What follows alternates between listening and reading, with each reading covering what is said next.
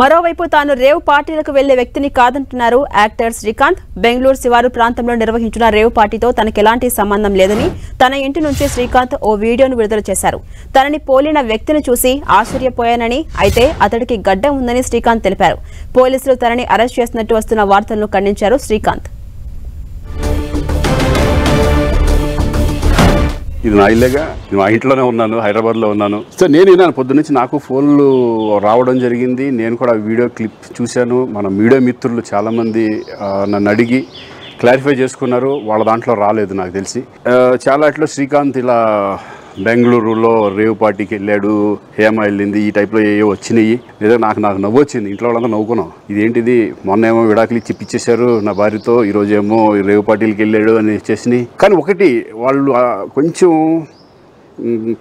తొందరపడ్డంలో ఇది లేదనిపించింది. ఎందుకంటే వాడెవడో, అతను ఎవరో కానీ కొంచెం నాలాగా ఉన్నాడు. వాడు కొంచెం ఇలా కప్పుకొని, అది గెడ్డం ఉంది, బట్ ఇప్పుడు గెడ్డం నాకు లేదు అని, బట్ గెడ్డంతో నేను షాక్ అయ్యాను. ఇదేంటిది నాలాగా ఉన్నాడు ఏంటి అని నేనే షాక్ అయ్యాను. సో దయచేసి ఎవరు నమ్మొద్దు. ఎందుకంటే రేవ్ పార్టీలకి వెళ్ళే కల్చర్ నాది కాదు, పబ్ కల్చర్ మనిషిని కాదు నేను.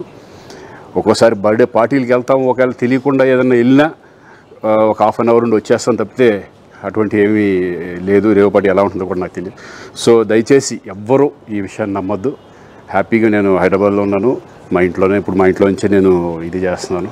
సో దయచేసి మీడియా మిత్రులందరికీ కూడా నేను చెప్పేది ఏంటంటే, ఏ విషయం కరెక్ట్గా తెలుసుకోకుండా మీరు కూడా థంబ్నైల్స్ పెట్టేసేసి నా బొమ్మ వేసేసి రేవ్ పార్టీలో పట్టుబడ్డ శ్రీకాంత్ ఈ టైప్లో వేస్తున్నారు. కాబట్టి దయచేసి ఎవరు నమ్మొద్దు.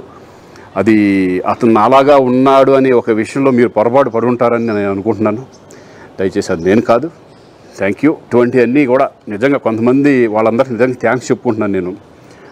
కొంతమంది మీడియా మిత్రులు నాకు డైరెక్ట్గా తెలుసు కాబట్టి, వాళ్ళ ఫ్రెండ్స్ లాగా నన్ను ఇచ్చేస్తారు కాబట్టి, వాళ్ళందరూ నన్ను డైరెక్ట్గా అడగడం, నేను చూసి ఇద్దరు నవ్వుకోవడం, వాళ్ళు వాళ్ళ దాంట్లో వేయకుండా చూశారు కొంతమంది.